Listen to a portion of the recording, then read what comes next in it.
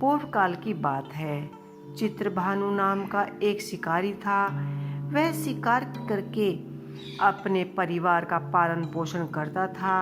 उस शिकारी पर साहूकार का काफ़ी कर्ज था, लेकिन वह उसका कर्ज समय पर न चुका पाया।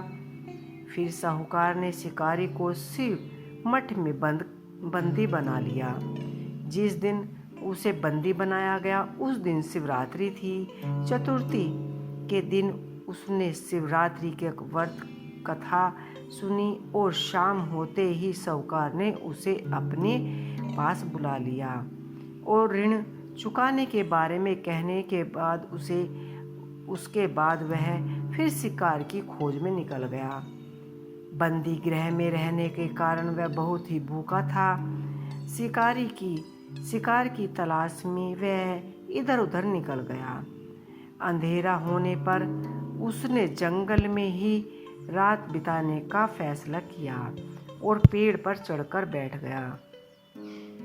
उस पेड़ के नीचे शिवलिंग था जो बेलपत्र के पत्तों से ढका हुआ था। शिकारी को उसके बारे में कुछ भी जानकारी नहीं थी। पेड़ पर चढ़ते समय उसने जो टहनियाँ तोड़कर वह शिवलिंग पर गिरती रही। इसी तरह से भूखे प्यासे रहकर शिकारी का शिवरात्रि व्रत हो गया। उस शिवलिंग पर बेलपत्र भी चढ़ गए। रात के समय एक हिरनी पानी पीने के लिए तालाब पर आई। शिकारी जैसे ही उसका शिकार करने लगा, वह हिरनी बोली, मैं गर्भवती हूँ, शीघ्र ही प्रसव हो करूँगी। तब एक साथ 2 जीवों की हत्या करोगे। मैं अपने बच्चे को जन्म देकर तुरंत ही तुम्हारे सामने आ जाऊँगी। तुम मुझे मार लेना। शिकारी ने हिरनी को जाने दिया। इसी दौरान अनजाने में कुछ बेलपत्र शिवलिंग पर गिर गए। इसी तरह से उसने अनजाने में प्रथम पहर की पूजा भी संपन्न कर ली। कुछ देर बाद एक हिरण उधर से निकली। जैसे ही शिकारी ने उसे मारने के लिए धनुष बाण चढ़ाया तो हिरनी ने विनम्रतापूर्वक निवेदन किया कि हे शिकारी, मैं थोड़ी देर पहले ही ऋषि से निवृत्त हुआ हूँ, कामतुर वीरणाही हूँ, अपने प्रिय की तलाश में हूँ। अपनी पति से मिलकर मैं तुरंत ही आ जाऊंगी। शिकारी ने उसे भी जाने दिया।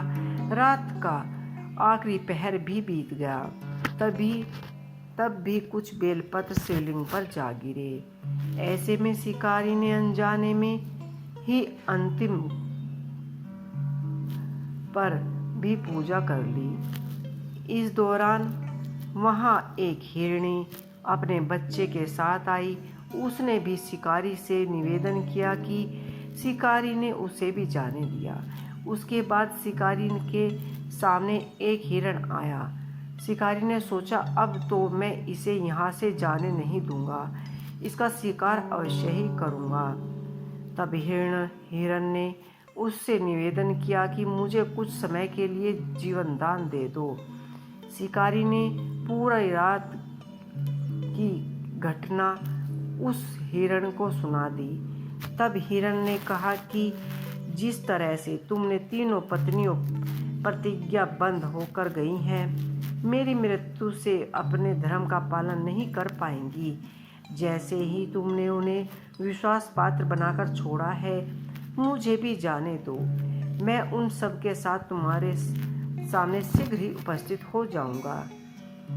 शिकारी ने उसे भी जाने दिया। इसी तरह सुबह हो गई। उपवास, रात्रि जागरण और शिवलिंग पर बेलपत्र चढ़ने से अनजाने में ही शिवरात्रि की पूजा संपूर्ण हुई। लेकिन अनजाने में हुई पूजा का परिणाम उसे तत्काल मिला। थोड़ी देर बाद ही हिरण और उसका पूरा परिवार शिकारी के सामने आ खड़ा हुआ। उन सभी को देखकर शिकारी को बहुत गिल्ली हुई और पूरे परिवार को जीवन दान दिया। अनजाने में शिवरात्रि के व्रत का पालन करने पर भी शिकारी को मोक्ष की प्राप्ति हुई। जब मृत्यु काल में यमदूत जीवन को ले